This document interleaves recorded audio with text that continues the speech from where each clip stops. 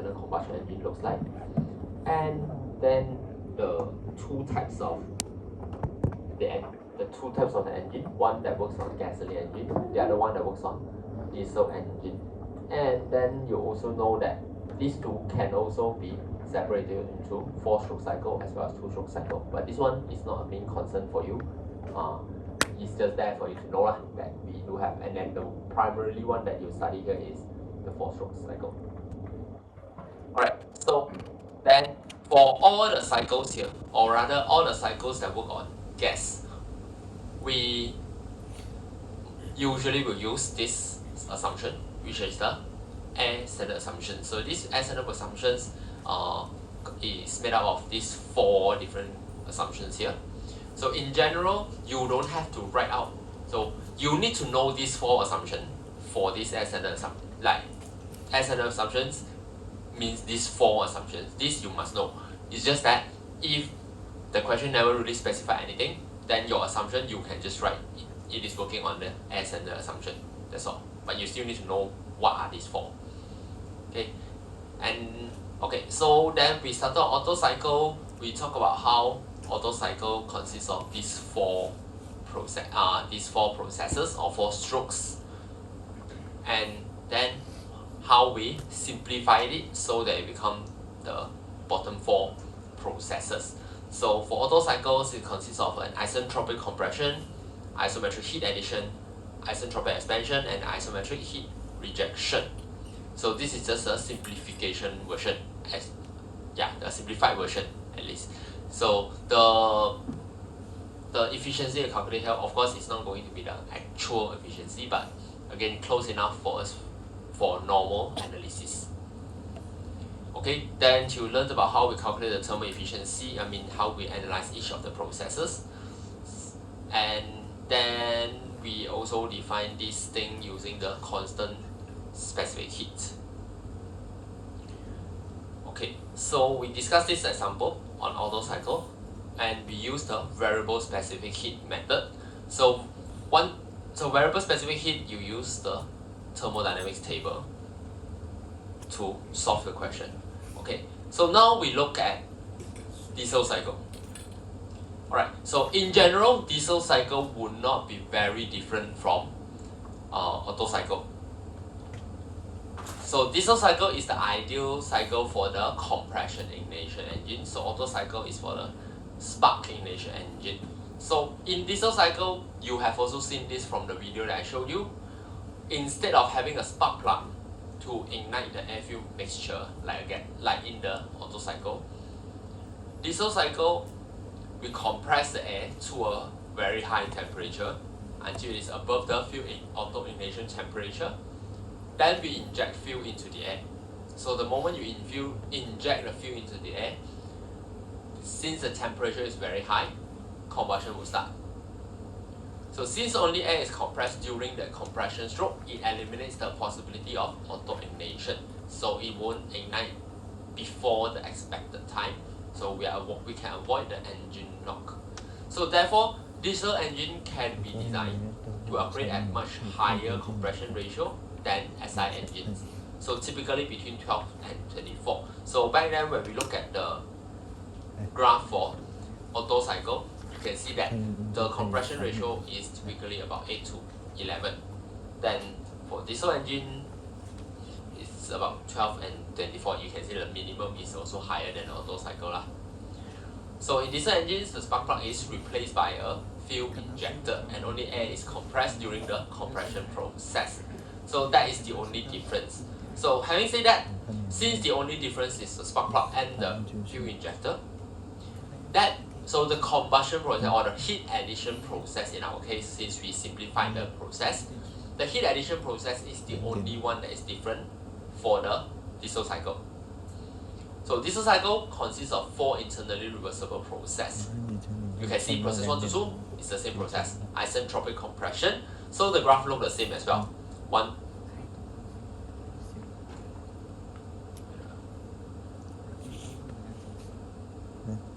Okay, so 1 to 2, same process. So 1 to 2 here. So one is PV diagram, the other one is TV diagram, TS diagram. Then process 2 to 3. So 2 to 3, now the previous one was isometric heat addition, constant volume heat addition. So we can no longer say this is a constant volume heat addition because now you are injecting fuel inside. So the volume, no matter how small the change is, it will change a bit. So now instead of that, we are saying that this is an isobaric heat addition. So meaning during this process, we added the pressure doesn't change because now volume is the one that is changing. There's no, so the combustion comes after. So during this process, so we saying that this isobaric heat addition. So for diesel cycle, the PV diagram now instead of a straight line up, now it becomes a linear line to the right because it's isobaric, meaning constant pressure. As for the TS diagram, you won't see too much of a difference because we know that when you have constant pressure, whether you have constant pressure line, you have a constant volume line. Actually, this graph is not exactly correct also. It will always be, so last time when you draw, let's say this graph, this was what we draw, right? So now we are looking at this side, which is the gas side. So for P and for V, actually they look about the same one. It's just that the gradient is not exactly the same. So which is also why you can see for TS diagram, the graph looks about the same, but of course, constant pressure line and the constant volume line, the gradient is slightly different, that's all. So these two lines, 2 to 3 and 4 to 1, actually is supposed to be slightly curved also. So, but that one doesn't matter. When you sketch, just draw that way. You don't really need to use ruler also. It should look slightly curved actually. Okay, so then that's the only difference. So 3 to 4 is isentropic expansion, so you can see it's the same process. Then isometric heat rejection, still the same process. So isometric heat rejection is the same process. So the only process that change is actually process 2 to 3. So having said that, just because we have this one small change, actually a lot of the analysis will change. We can have a look here.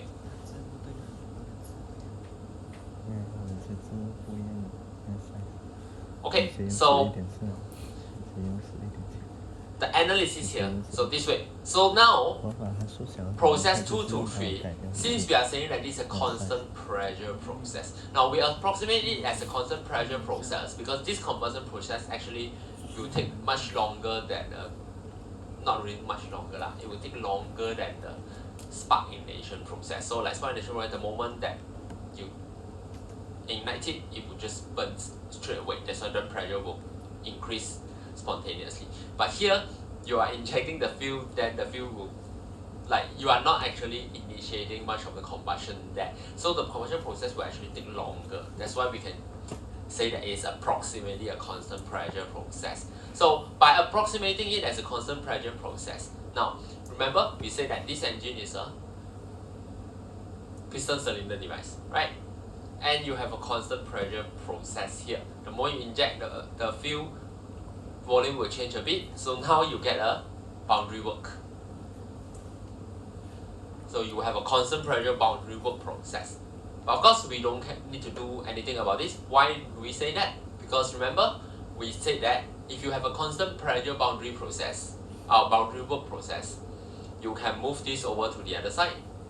And we can say that this is a change in enthalpy.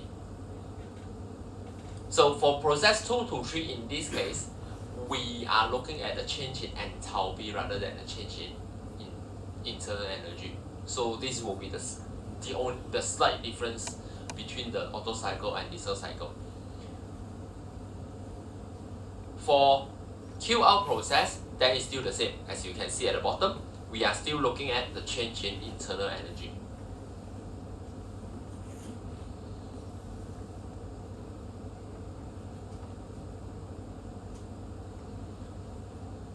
So let's say if you want to find the work change, meaning this one and this, we mentioned this is work in, right? And this is work out. This will still remain as the change in internal energy. So the only 2 to 3 you will have a change in enthalpy because of the boundary work. So then now we look at the case where we have constant specific heat, so similar to the previous cycle, which is the Otto cycle. So now the thermal efficiency equation, instead of having, so the previous one here is CV, this is also CV, then we can cancel off, right? But now this is no longer the case because the Q in is the change in enthalpy, so it becomes CP instead. So then CP and CV cannot cancel off, but we know that K is equal to CP over CV.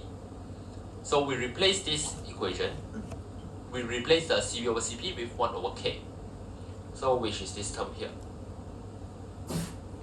Okay, then now we take out T1 as well as T2 so that we get a new ratio here. So why do we do that? Do this again, we will see this later. So now once again we know that process 1 to 2 here, process 3 to 4, they're isentropic.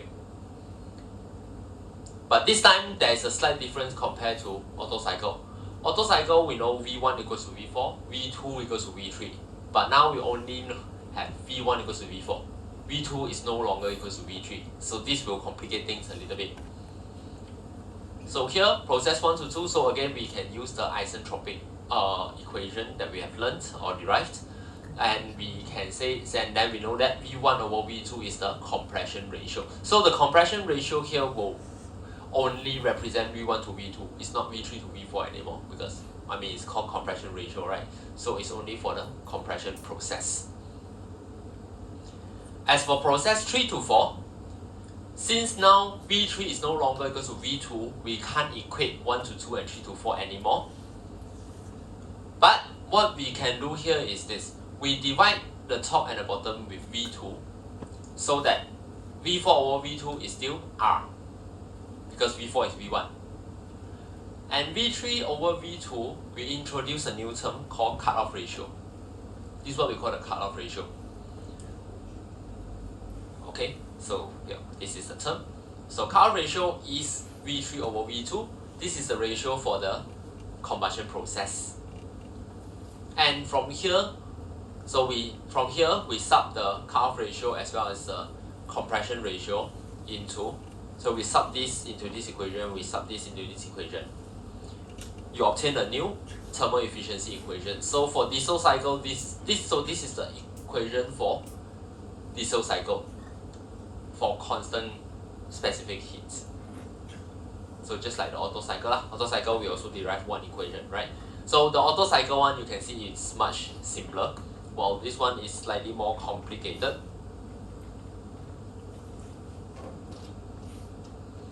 Alright, so by using this equation, then we can plot the thermal efficiency versus compression ratio graph for diesel cycle in this case. Which is so here. So this one you can see that, and then we plot the graph based on different compression ratio, different cutoff ratio. So you can see that the higher the cutoff ratio is, actually the lower the thermal efficiency is. So meaning actually cutoff ratio we want it to be as low as possible. We don't want, because if you imagine, probably you can imagine, because then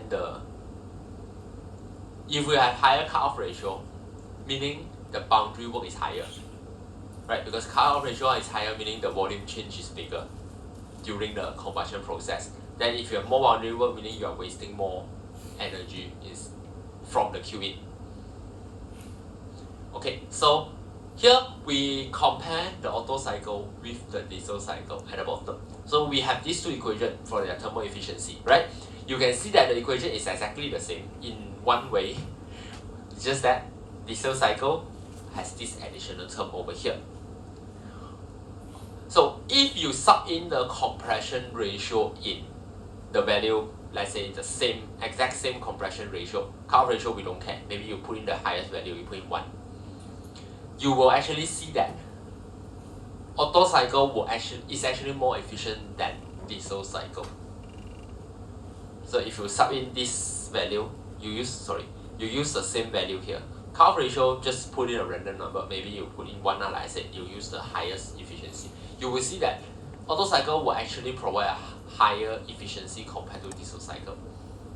But of course, we know that in general, the R for a diesel cycle is always higher than Otto cycle, much higher in fact. So then, which is why then the thermal efficiency of the diesel is generally higher, and also that's why we use it generally for more power, things that we require more power. But if you manage to put them at the same compression ratio, then yes, Otto cycle is more efficient. Alright, so now we look at the example for diesel cycle and how we analyze this. So an ideal diesel cycle with air as the working fluid has a compression ratio of 18 and a cutoff ratio of 2. So you are given these two values. At the beginning of the compression process, the working fluid is at 100 kilopascal, 27 degrees Celsius, and also 1917 cm3. So you are given the temperature, pressure, and volume in this case. Now, utilizing the cold air standard assumption, so now again we will look at a console. When you say cold air standard assumption, we are using constant specific heat, and we will use the value at 300 Kelvin. Okay, so the table, 300 Kelvin table, A2. Determine the temperature and process of air at the end of each process. So when we come to constant specific heat method, now remember when I mentioned that if we are doing variable specific heat, if you don't know what to do, you find all the internal energy. But of course, when it comes to diesel cycle, then you still need to find enthalpy also lah, because 2 to 3 is enthalpy based. But when it comes to constant specific heat, the rules is very simple. You just find the temperature for all the states, because you are looking for them using the temperature. So here you need to find the temperature and pressure of the air at each of the process, then the net work output and the thermal efficiency, then after that mean effective pressure. So same type of question, just different method this time. Alright, so again, like I said, this will be based on constant specific heat at room temperature, which is 300 Kelvin for our case. So you can see that the assumption here. So the first one, we say that cold air standard assumptions are applicable, and air can be assumed to have constant specific heat at room temperature. And then kinetic energy and potential energy changes are negligible in this case, as usual. Okay, so right from the start, you can see that we can find all the volume. Why do we want to do that? Actually, because we want to use the isentropic equation, but in a sense, you don't really need to find the actual volume yet. You might need to use it later on. So here we don't know whether we need them or not. So like in your case, you probably won't find them first. But here you can see that we look for all the volume first lah, because you have the value for compression ratio, you have cutoff ratio. So from here you can find the volume for each of the states. What are they used for? We don't know yet. So let's leave it. That's just the start. Okay, now we look at process 1 to 2. So process 1 to 2 is isentropic compression as usual. So now that we are using constant specific heat method for isentropic process, then you can use this equation here, or we go back to Otto cycle for a while here. So you can make use of all this relation. Okay, so this whole thing again, it must satisfy these 3 criteria: ideal gas, isentropic process, constant specific heat. So like in this case, as long as your constant specific heat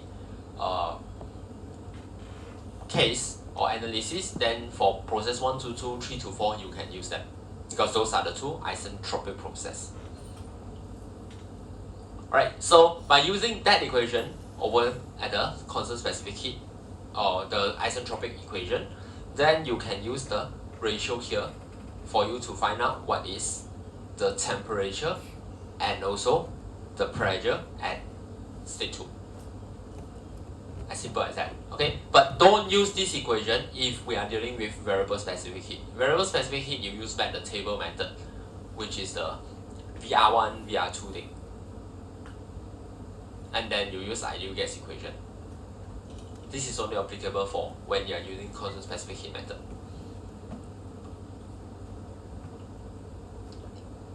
Okay, so then you are done with state 2. So now we move on to state 3.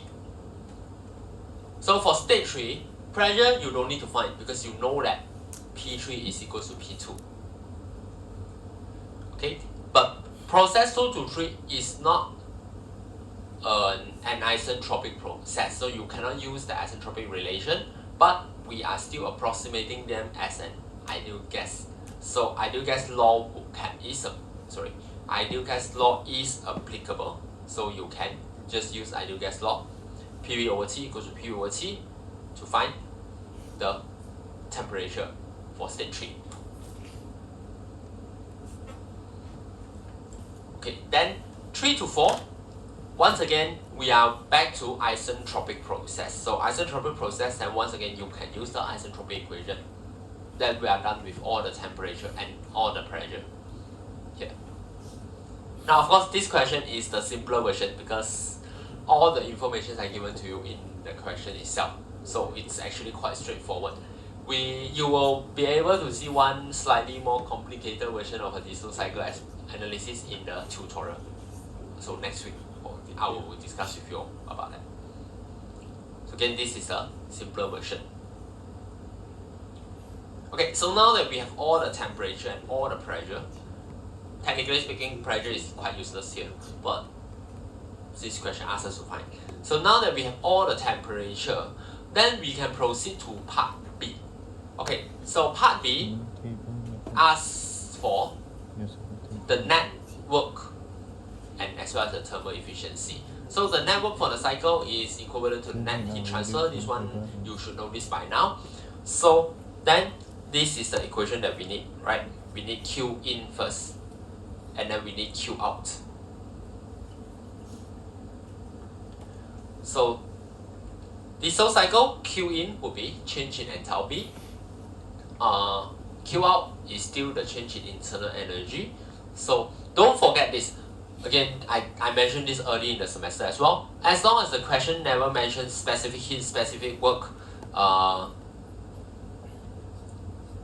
work or heat per unit mass or anything in that terms, okay? As long as the question mentions heat or work, we are always talking about either the capital Q in or rate of work, then meaning, or rate of heat, meaning the Q in dot.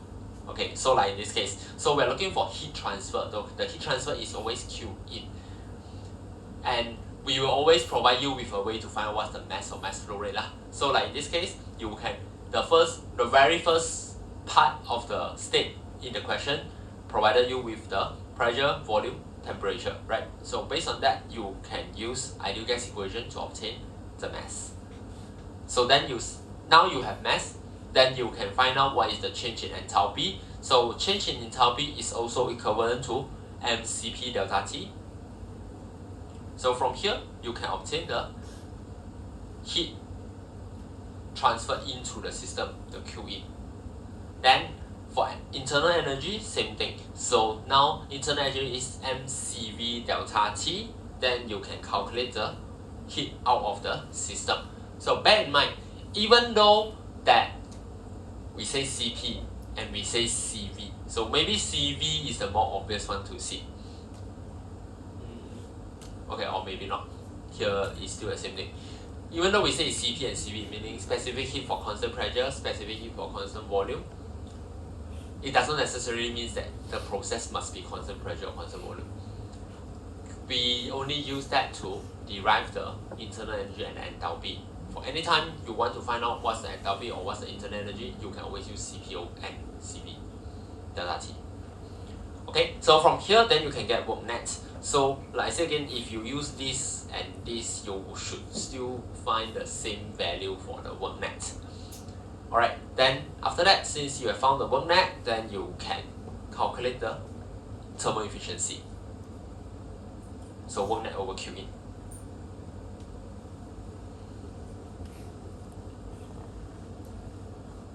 So then you have found this, then the mean effective pressure you can just determine from work net over V1 minus V2. Just use the equation. Okay, so always remember you have two methods. Okay, so variable specific heat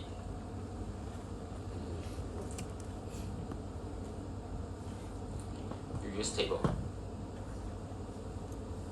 Constant specific heat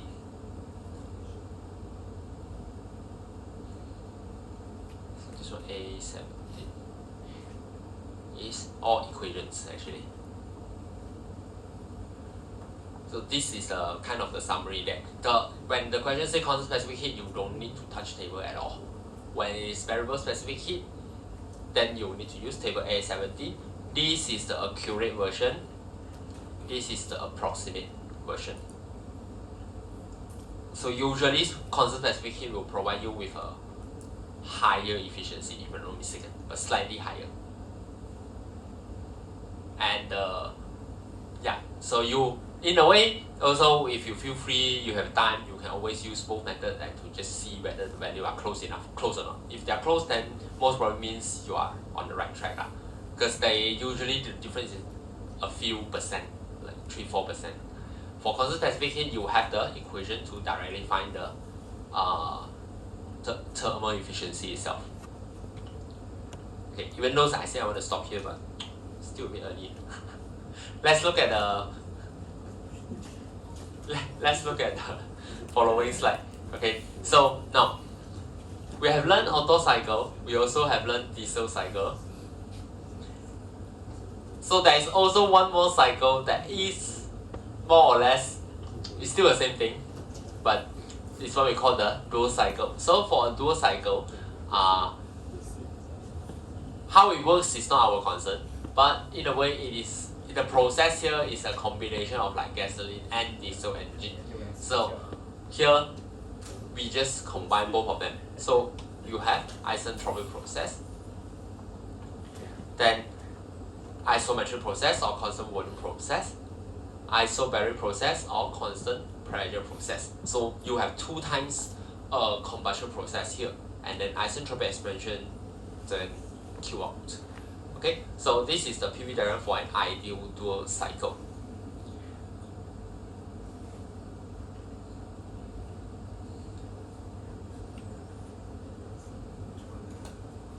And okay, so now when you analyze this kind of process, so this process will be similar as what you learned previously. Meaning, here is still delta U. Then here this will be delta U. Then this will be delta H. This is pretty much how it should look like when you analyze this process. Alright, so we have an example after this. So yeah, this one I will time a bit off because I want to let you try this. So we won't have enough time to discuss now because we are left with 15 minutes. So maybe you try now, then we will discuss this on Tuesday. So let's read the question first. So in an air standard dual cycle, 2/3 of the total heat addition QH occurs at constant volume, and the final 1/3 occurs at constant pressure. So the total QH in this process is 2,400 kJ per kg. The pressure and the temperature at the beginning of the compression process are 100 kPa, 30 degrees Celsius, and compression ratio is 10. Okay, so this time this one will be slightly more complicated than the diesel engine just now, because then this round you are given a bit different information here. So you are expected to calculate the maximum pressure and temperature and the thermal efficiency of this cycle. So what you are looking for here is maximum pressure. So maximum pressure is this pressure, right? P3 or P4. Maximum temperature will obviously be T4 because there is another combustion process. And after that, thermal efficiency. So in this case, the question this is what the question tells you. QH equals to 1/3 QH. QIN equals to 1/3 QH for the constant pressure process. QIN equals to 2/3 QH at the constant volume process. Now, This question, there's one term that is used slightly differently from what I teach, which is here. You can see that it put gamma over here, maybe a bit small, so I zoom in for you. So you write, it say PV gamma. This gamma is actually K, it's the same thing. Different, when you study different things, sometimes they use different constant. In this case, this one is actually K, they means the same thing. Just that if you study different subject, they use different symbol. Okay, so here, yeah, maybe you try it out, then we will discuss next week.